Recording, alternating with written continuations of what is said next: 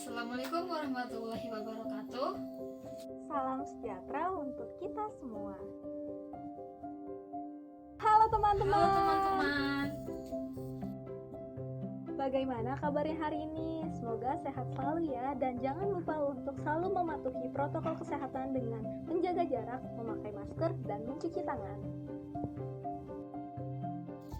Pada kesempatan kali ini, kami, Iin Andriani dan Yohana Apriani dari kelas 2 DPGSD akan memaparkan isi jurnal yang berjudul Manajemen Pendidikan Inklusi di Sekolah Dasar Sumbersari 1 Kota Malang yang ditulis oleh Ina Agustin. Video ini dibuat untuk memenuhi salah satu tugas mata kuliah Pendidikan Inklusi dengan dosen pengampu Ibu Liza Suzanti. Selamat menyaksikan.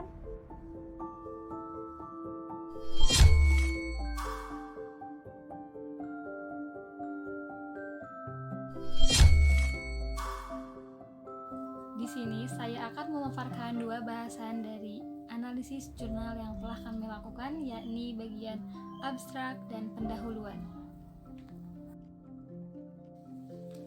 Penyelenggaraan pendidikan inklusi merupakan sistem layanan pendidikan khusus yang mensyaratkan anak berkebutuhan khusus mendapatkan layanan pendidikan di kelas yang sama dengan siswa reguler. Tujuan penelitian pada jurnal yang ditulis oleh Ina Agustin yakni mengetahui implementasi manajemen pendidikan inklusi dan kendala yang dihadapi dalam implementasi manajemen pendidikan inklusi di Sekolah Dasar Sumbersari 1 Kota Malang. Untuk metode penelitian yang dilakukan oleh Ina Agustin yakni dengan menggunakan metode deskriptif kualitatif dan teknik pengumpulan data meliputi observasi, wawancara, dan dokumentasi. Sementara itu, subjek penelitian yakni terdiri dari kepala sekolah, wali kelas, guru pembimbing khusus, dan orang tua murid. Hasil penelitian yang dilakukan oleh Ina Agustin meliputi 3 hal. Yang pertama, mengetahui implementasi manajemen pendidikan inklusi, kemudian yang kedua, mengetahui kurikulum yang sudah dimodifikasi sesuai dengan kebutuhan peserta didik, dan yang ketiga, mengetahui kendala dalam penyelenggaraan pendidikan inklusi. Selanjutnya, pada bab pendahuluan terdapat 3 pokok bahasan, yaitu yang pertama, pengertian pendidikan inklusi, yang kedua, landasan hukum pelaksanaan pendidikan inklusi, dan yang ketiga yakni aspek pelaksanaan dan kendala. Bahasan pertama yakni pengertian pendidikan inklusi. Pendidikan inklusi merupakan pendidikan yang mengakomodasi semua peserta didik tanpa mempedulikan keadaan fisik, intelektual, sosial, emosi, bahasa, atau kondisi lainnya termasuk anak penyandang cacat. Pendidikan inklusi menempatkan anak berkelainan tingkat ringan, sedang, dan berat secara penuh di kelas reguler dalam kelas yang sama demi mewujudkan penyelenggaraan pendidikan yang menghargai keanekaragaman dan tidak diskriminatif. Dalam jurnal ini disebutkan beberapa landasan hukum dalam pendidikan inklusif. Yang pertama yaitu Undang-Undang Sisdiknas Nomor 20 Tahun 2003, yakni Pasal 5 Ayat 1 yang berbunyi, setiap warga negara mempunyai hak yang sama untuk memperoleh pendidikan yang bermutu. Kemudian Pasal 5 Ayat 2 yang berbunyi, warga negara yang memiliki kelainan fisik, emosional, dan mental, intelektual, dan sosial berhak memperoleh pendidikan khusus. Selanjutnya yakni Pasal 11 Ayat 1 yang berbunyi, pemerintah pusat dan pemerintah daerah wajib memberikan layanan dan kemudahan serta menjamin terselenggaranya pendidikan yang bermutu bagi setiap warga negara tanpa diskriminasi. Kemudian ada Pasal 11 Ayat 2 yang berbunyi, pemerintah pusat dan pemerintah daerah wajib menjamin tersedianya dana guna terselenggaranya pendidikan bagi setiap warga negara yang berusia 7 sampai dengan 15 tahun. Kemudian ada Peraturan Menteri Pendidikan Nasional Nomor 32 Tahun 2008 tentang standar kualifikasi akademik dan kompetensi guru pendidikan khusus. Pendidikan inklusi merupakan pendidikan yang memberikan kesempatan bagi peserta didik berkebutuhan khusus karena kelainan fisik, emosional, mental, intelektual, sosial, dan atau memiliki potensi kecerdasan dan bakat istimewa untuk belajar bersama-sama dengan peserta didik lain pada satuan pendidikan umum maupun kejuruan dengan cara menyediakan sarana, tenaga pendidik, tenaga kependidikan, dan kurikulum yang disesuaikan dengan kebutuhan individual peserta didik. Kemudian yang ketiga yakni aspek penting terkait dengan pelaksanaan dan kendala pendidikan inklusi di SDN Sumbersari 1 Kota Malang. Pada bagian ini dibahas mengenai konsep manajemen pendidikan. Menurut Nur Hadi, manajemen merupakan kegiatan atau rangkaian kegiatan yang dilakukan dari, oleh, dan bagi manusia. Pendidikan pada prinsipnya merupakan suatu bentuk penerapan manajemen atau administrasi dalam mengelola, mengatur, dan mengalokasikan sumber daya yang terdapat dalam dunia pendidikan.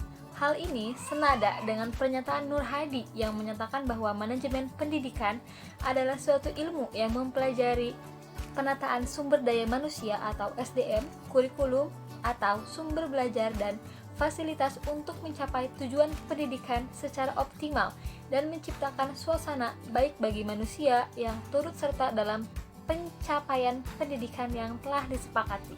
Selanjutnya, kaitan pendidikan inklusi dengan konsep.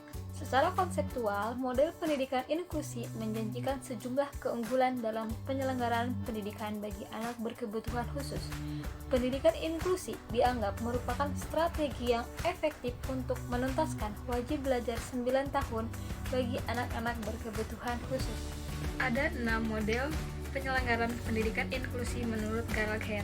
Yang pertama, pure inclusion atau inklusi penuh. Yang kedua, consultant teacher atau guru konsultan. Yang ketiga, itinerant teacher atau guru keliling. Dan yang keempat, research room atau kelas sumber belajar. Yang kelima, yaitu special class atau kelas khusus. Dan yang keenam, special school atau sekolah khusus atau yang dikenal sebagai SLB. Baiklah, saya akan menjelaskan terkait hasil pembahasan dari Jurnal Manajemen Pendidikan Inklusi di Sekolah Dasar Negeri Sumbersari 1 Kota Malang. Ada 2 pokok pembahasan, yakni yang pertama adalah bagaimana sih pelaksanaan manajemen pendidikan di sekolah dasar tersebut, dan yang kedua adalah kendala apa saja yang dihadapi dalam melaksanakan pendidikan inklusi di sekolah ini.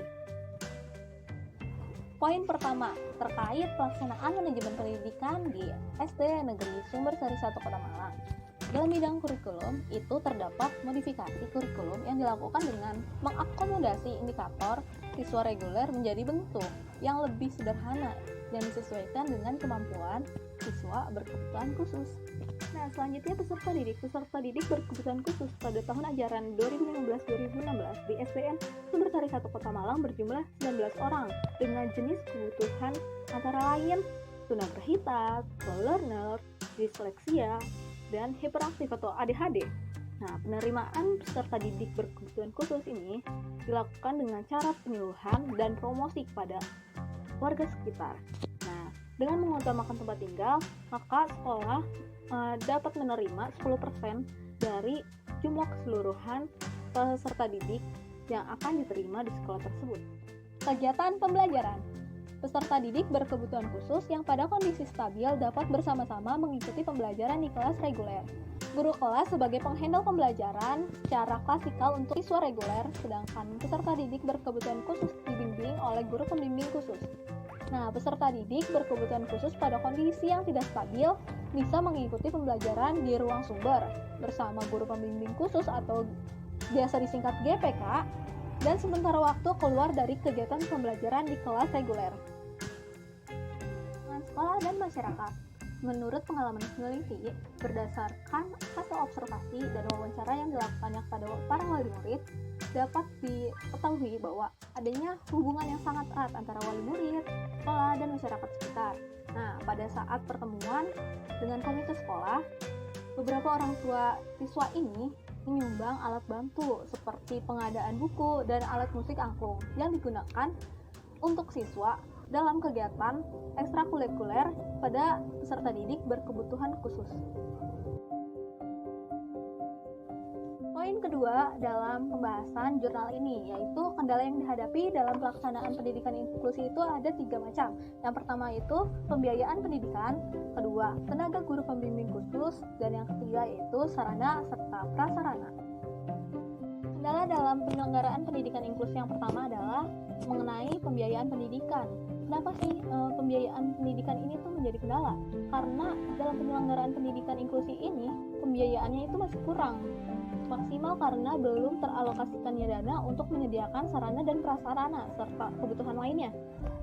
Dalam rangka penyelenggaraan pendidikan inklusi perlu dialokasikannya pembiayaan khusus, antara lain itu untuk kebutuhan pertama, kegiatan asesmen input siswa, modifikasi kurikulum, intensif bagi guru pembimbing khusus, pengadaan sarana prasarana, pemberdayaan peran serta masyarakat, serta pembiayaan untuk melaksanakan kegiatan belajar mengajar. Kendala kedua adalah minimnya tenaga guru pembimbing khusus. Bisa kita lihat dari jurnal yang dijabarkan oleh penulis. Tenaga guru pembimbing khusus di SD Negeri Sumbersari 1 berjumlah 2 orang dengan kualifikasi lulusan psikologi pendidikan dan pernah mengikuti pelatihan pendidikan inklusi dari berbagai lembaga. Tugas guru pembimbing khusus yaitu pertama, menyelenggarakan asesmen dan administrasi khusus untuk peserta didik berkebutuhan khusus. Yang kedua, menyelenggarakan kurikulum modifikasi dan mengembangkan program untuk peserta didik berkebutuhan khusus. Yang ketiga, menyelenggarakan layanan pembelajaran khusus dengan melakukan adaptasi media. Dan yang terakhir adalah menyelenggarakan kunjungan rumah untuk mengetahui secara langsung perkembangan peserta didik berkebutuhan khusus. Sarana dan prasarana. Sarana prasarana khusus untuk peserta didik berkebutuhan khusus di SDN Sumbersari 1 Kota Malang adalah tersedianya ruang sumber. Nah, ruang sumber ini terdiri dari beberapa bagian, seperti ruang bimbingan, ruang belajar khusus, ruang istirahat yang dilengkapi dengan alat permainan yang edukatif, media pembelajaran, serta perlengkapan kegiatan ekstrakurikuler seperti alat musik piano, gitar, angklung, juga ditempatkan pada ruang ini. Apa sih kendalanya yang dihadapi dalam sarana dan prasarana ini? Nah, kendalanya yaitu kurangnya sarana prasarana untuk kegiatan proses terapi bagi siswa berkebutuhan khusus. Kesimpulan, pendidikan inklusi diharapkan dapat memberikan kontribusi yang besar pada anak berkebutuhan khusus dalam bidang pendidikan. Dalam menyukseskan pendidikan inklusi di SDN Sumbersari 1 Kota Malang, kepala sekolah dibantu oleh para staf, wali kelas, guru pembimbing, orang tua, dan siswa. Kurikulum modifikasi diimplementasikan dalam program pendidikan inklusi SDN Sumbersari 1 Kota Malang dengan menyesuaikan kebutuhan peserta didik berkebutuhan khusus dengan kendala pelaksanaan yakni kurangnya jumlah pembimbing khusus. Terima kasih. Menurut pendapat kami, jurnal ini sudah menjelaskan mengenai manajemen pendidikan inklusi, sebab di dalam jurnal ini memuat aspek-aspek manajemen pendidikan, di antaranya yaitu menjelaskan tentang kurikulum peserta didik dan pembelajaran pendidikan inklusi yang berlangsung di Sekolah Dasar Sumbersari 1 Kota Malang. Semoga video ini dapat bermanfaat bagi para penonton pada umumnya dan calon tenaga pendidik pada khususnya.